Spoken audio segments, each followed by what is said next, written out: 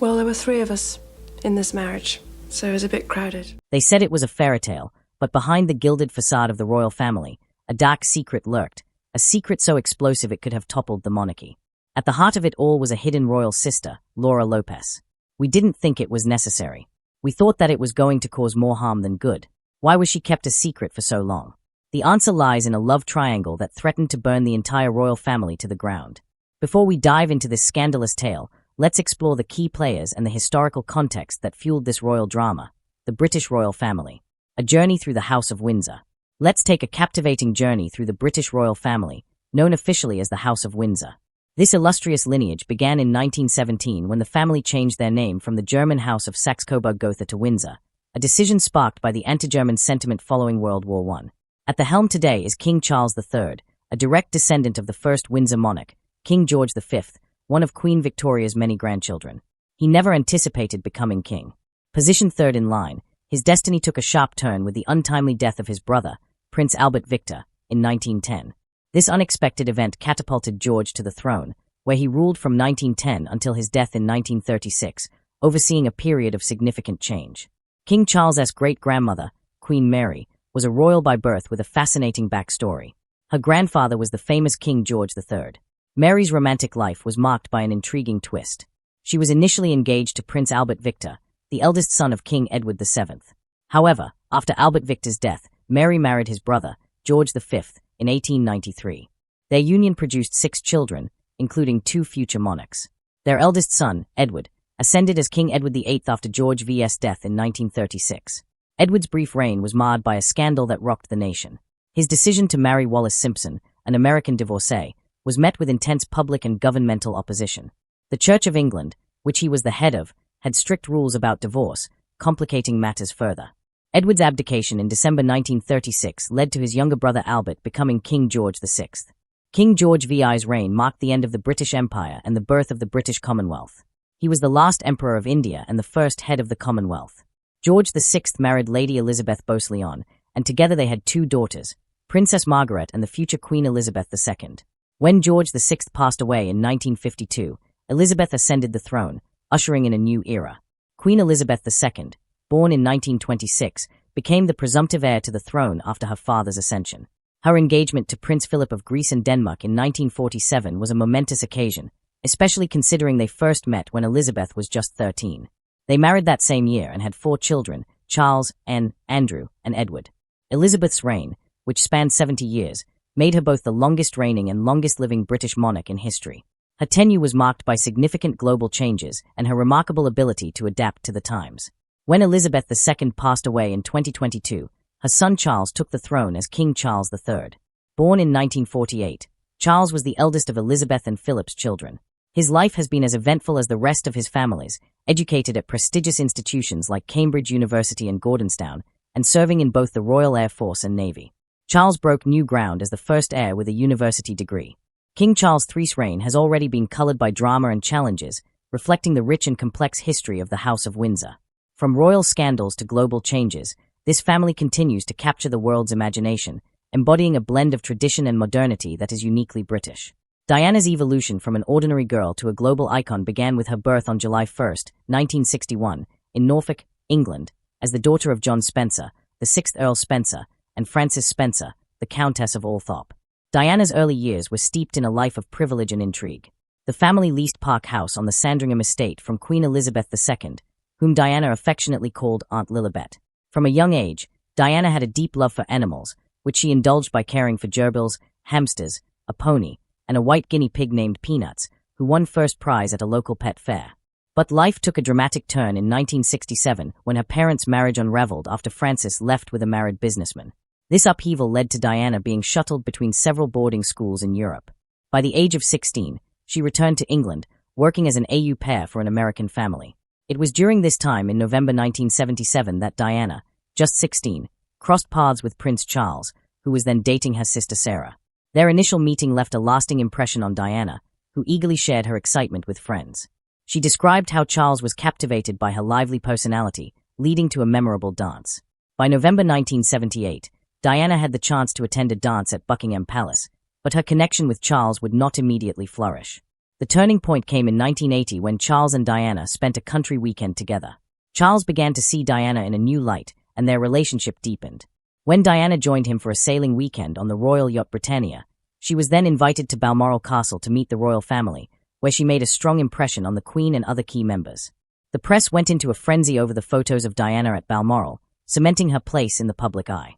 By January 1981, Prince Philip had urged Charles to either propose to Diana or end the relationship to preserve her reputation.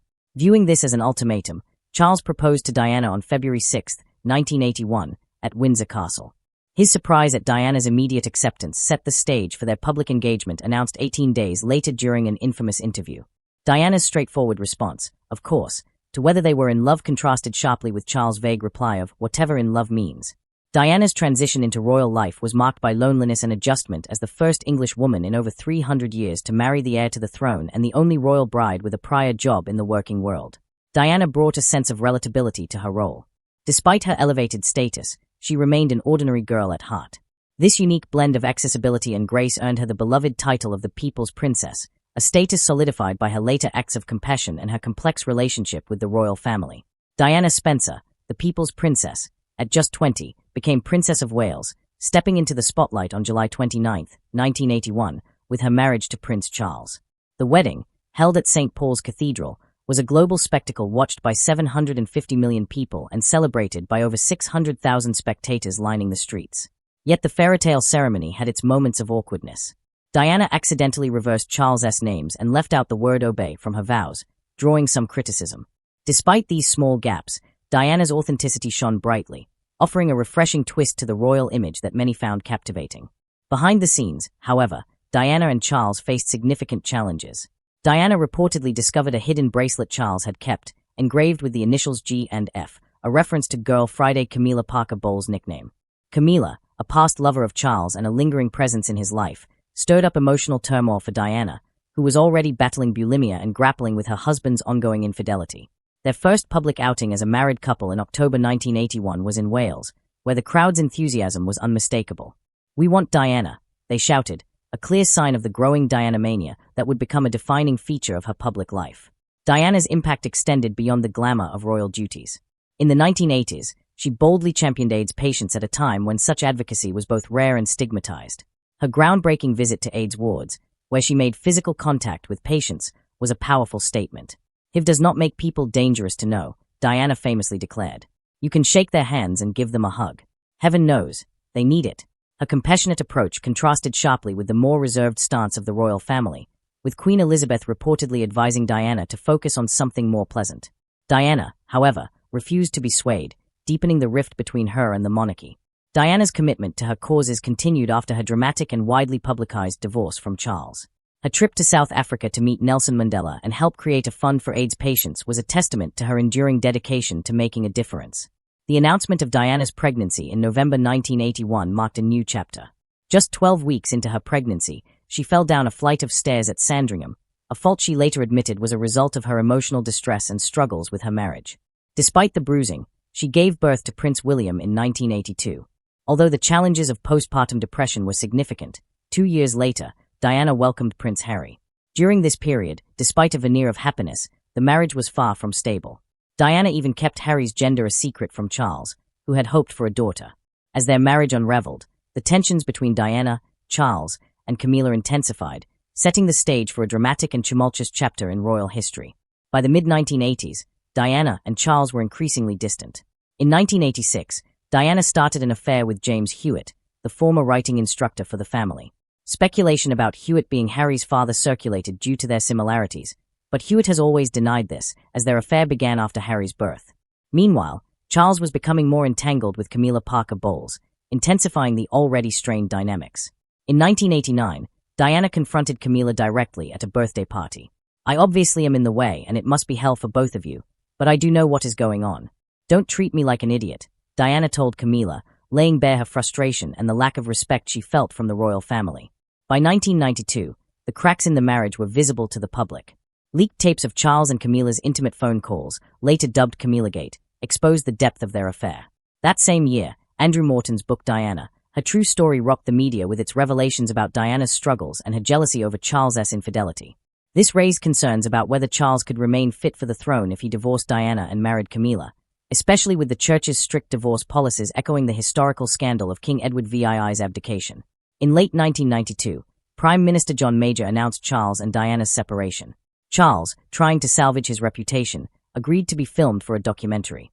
However, the film backfired when asked if he had been faithful. Charles said, "Yes, yes," until it became irretrievably broken down, us both having tried.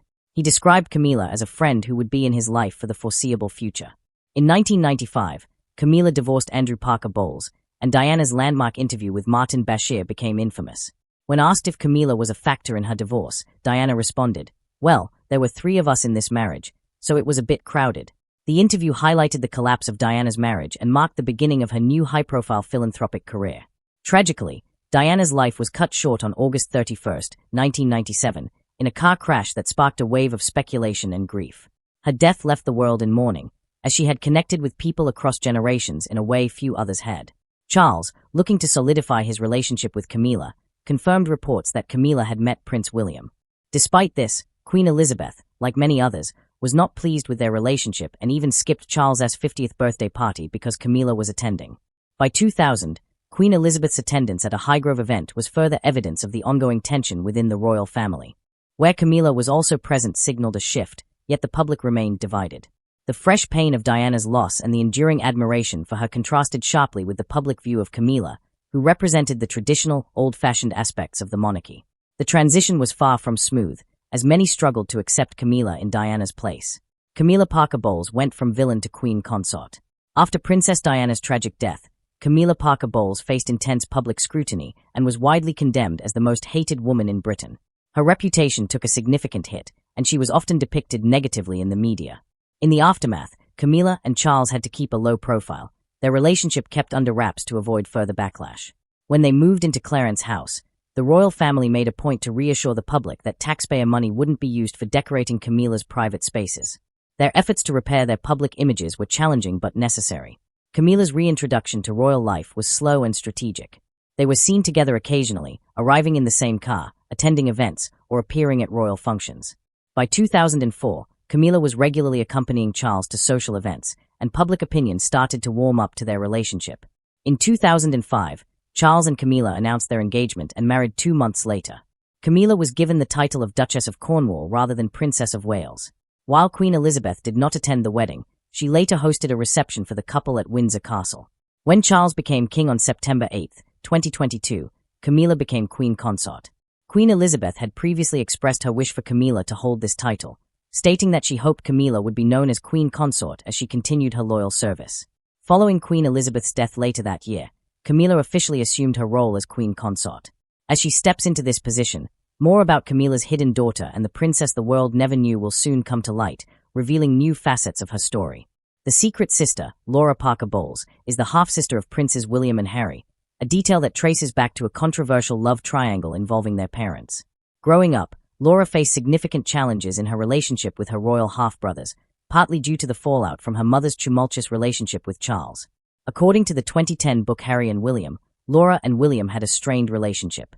The book recounts heated arguments where William would blame Camilla for his mother's pain, and Laura would respond by pointing fingers at Charles, saying, "Your father has ruined my life."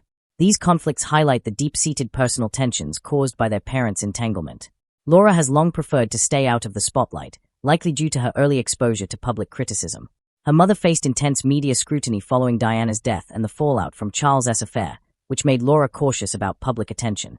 Camilla's other child, Tom Parker Bowles, has embraced fame as a successful food writer and television personality.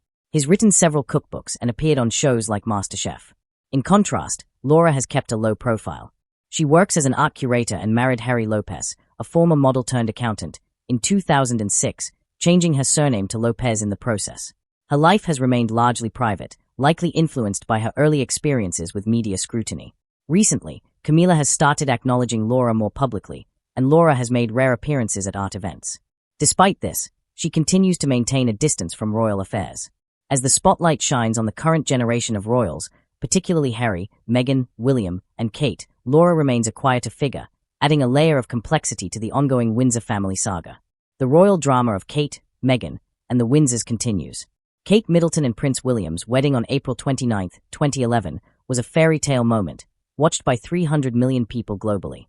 Kate, from Bucklebury, Berkshire, had spent her early years working in retail and pursuing charitable causes before meeting William in 2001. The world embraced her as a breath of fresh air in modern royal fashion and style. Her engagement ring, once belonging to William's late mother Diana, added to the romance of their story. Their marriage introduced Kate as the Duchess of Cambridge, a role she held until 2022 when she became Princess of Wales following King Charles III's ascension. Kate won hearts with her blend of grace and approachability, echoing Diana's charm. However, the arrival of Meghan Markle soon shifted the public's focus. Meghan, an American actress of mixed race, faced intense scrutiny and racism from the start of her relationship with Prince Harry in 2016. The backlash was so severe that the palace issued a rare statement condemning the mistreatment Meghan endured. Meghan's father, Thomas Markle, exacerbated the situation by staging paparazzi photos and missing the wedding, leading to Prince Charles walking Meghan down the aisle instead. Tensions between Meghan and Kate were widely reported, with some stories claiming disputes over Princess Charlotte's wedding dress. Meghan later clarified that, while Kate did make her cry, there were attempts at reconciliation. Public opinion on Meghan was sharply divided, partly fueled by the media's racially charged coverage. Despite their attempts to shield their private struggles, Meghan and Harry's 2018 wedding was marred by harsh criticism, from fashion critiques to invasive scrutiny of Meghan's appearance. In 2019, Meghan and Harry welcomed their son Archie amid troubling conversations about his skin tone within the royal family. Meghan's mental health deteriorated under the pressure, leading the couple to step back from their senior royal roles in 2020. Their departure shocked the world, and Meghan later revealed the full extent of their struggles in an Oprah interview and Harry's memoir Spare. Now living in Montecito, California, the couple's exit highlighted the recurring issues of racial and public scrutiny faced by the royals. With Harry and Meghan's departure, Prince William and Kate remain the prominent faces of the monarchy, symbolizing tradition and continuity. However, recent speculation about Kate's health has reignited public interest, echoing the dramatic cycles seen in previous generations. The British royal family continues to navigate the complexities of public life, privacy, and personal drama. As the saga of the Windsors unfolds, it's clear that history has a way of repeating itself, with each new chapter reflecting the ongoing challenges and controversies faced by this iconic family. Thanks for watching. If you enjoyed exploring the world of the British royal family with us, check out one of the other videos on your screen. There's more royal gossip and fascinating history waiting for you. See you there.